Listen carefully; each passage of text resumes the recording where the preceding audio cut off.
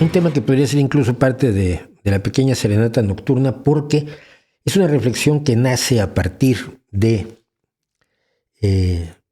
de una canción de The Warning, precisamente.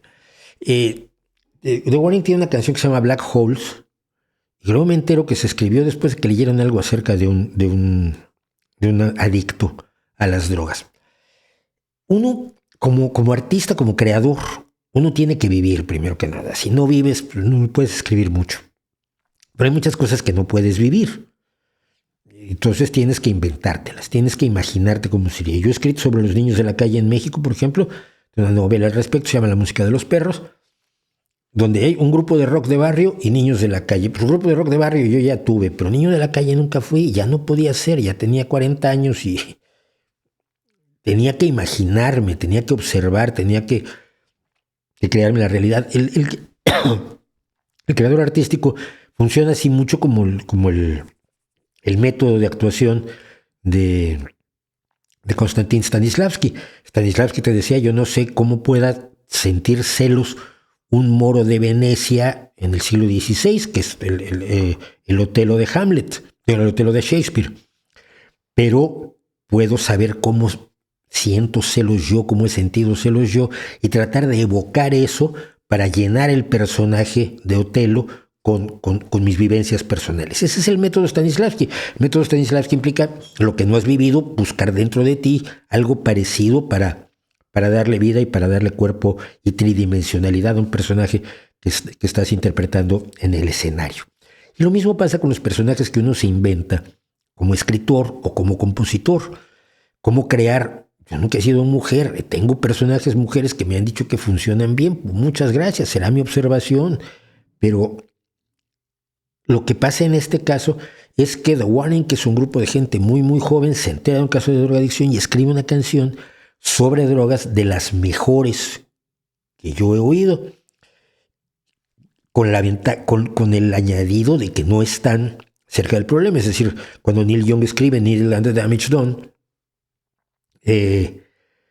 está hablando de hechos que ha conocido a su alrededor y concretamente su amigo David Crosby. Entonces creo que cuando le escribió estaba Crosby en la cárcel por tráfico de drogas. Crosby ha estado entrando y saliendo de la cárcel. Ahora ya no, pero en su juventud constantemente. Entonces, esto me hizo pensar mucho en el tema de los escritores y los creadores tienen que drogarse o beber o ser atormentados para poder funcionar. Y que no es cierto, por otro lado. Y luego me hizo pensar en gente que yo conozco. Yo he enterrado a muchos por problemas de drogas y sobre todo por problemas de alcohol. Y lo comentaba el otro día en Twitter, porque yo tenía un amigo que era Carlos, no voy a decir su apellido.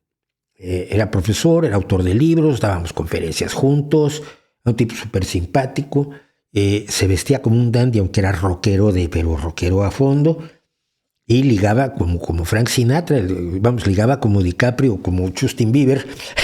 Ya sé que se dice Justin Bieber, pero digo Justin Bieber.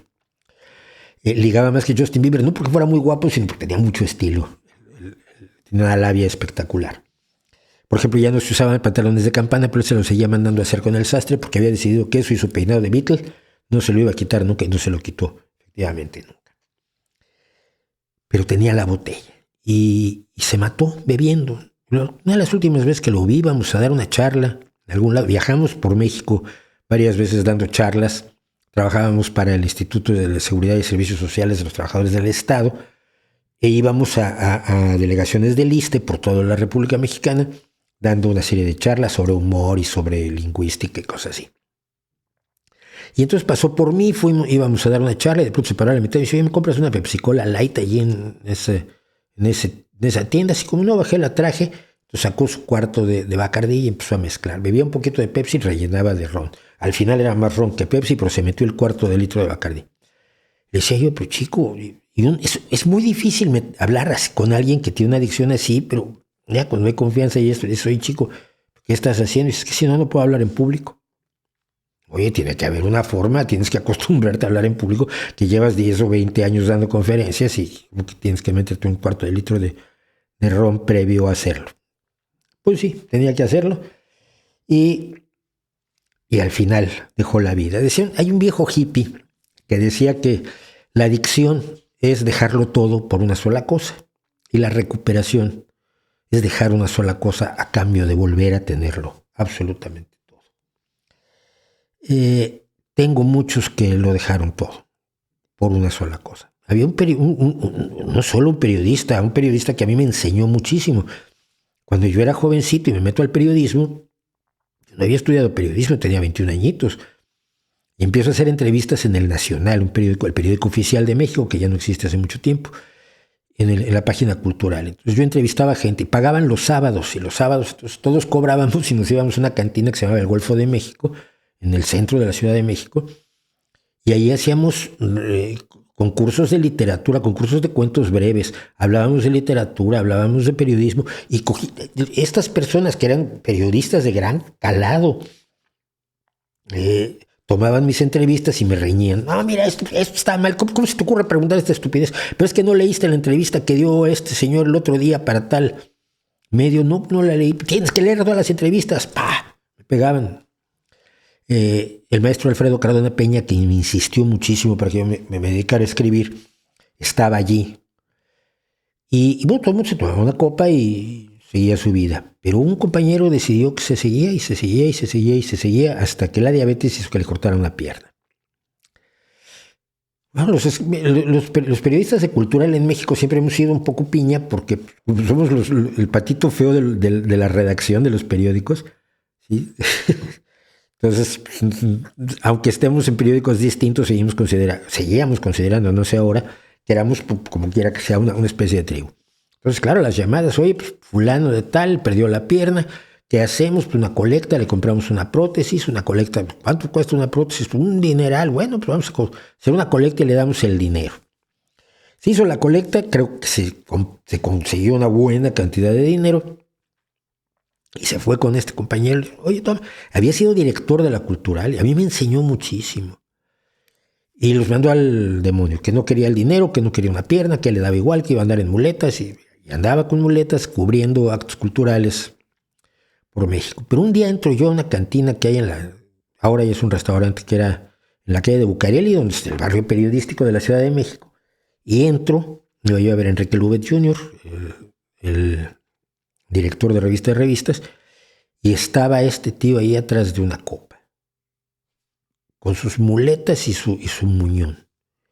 Y yo sí me acerqué y le dije, pero tú eres imbécil, tío. Bueno, me mandó al demonio, me insultó, me dijo que me fuera, que él sabía lo que hacía de su vida, que no nos metiéramos con él. Poco después regresó a su tierra y allí murió. Murió por beber.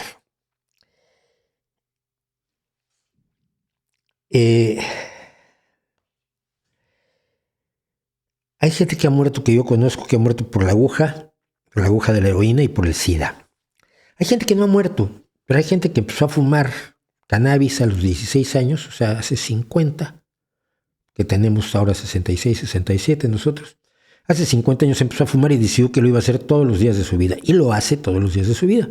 Todas las mañanas se levanta, lo primero que hace antes de bajarse a la cama es fumarse su pequeño cigarrillo de mota, de marihuana, de su porro, su cannabis, y luego sigue su día. Está emocionalmente achatado, nunca hizo nada de todo lo que soñaba cuando era joven.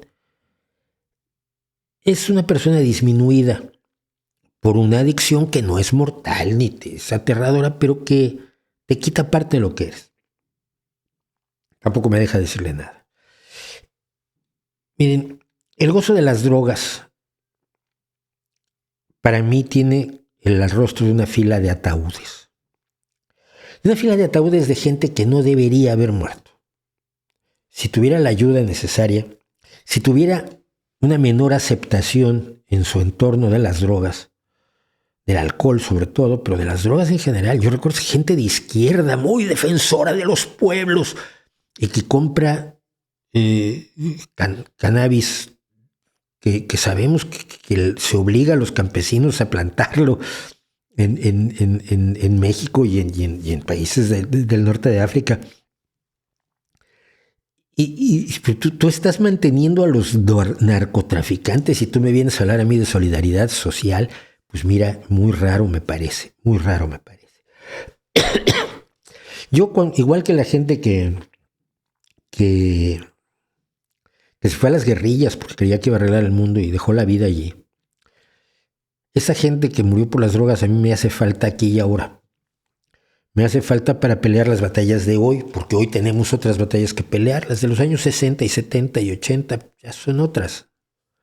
Pero tenemos peleas importantes que dar. Me gustaría tenerlos a ellos para darlas, y me da muchísima pena que no me los den. Saben ustedes, mucha gente sabe que yo por cuestión de principios defiendo la despenalización de las drogas y el derecho de todo el mundo de meterse las drogas que quiera. Pero no tiene por qué gustarme y no me gusta. Nunca me ha gustado y siempre pienso que matamos gente que no deberíamos dejar morir como sociedad. Probablemente, como en tantas otras cosas, claro, yo me equivoco. Antonio Grael dice: he visto a personas adultas llorar escuchando a Paulina cantar Black Holes, impactados por lo bien que describe las adicciones. Yo también. Y vi a uno que es muy cercano a mí. Cuando yo había oído la canción sin meterme en la letra y su significado. El día que la oí, ya sabiendo de qué se trataba, vi a un adulto muy cercano a mí llorar por sus amigos muertos. Algunos creen que soy de hierro, pero no lo soy.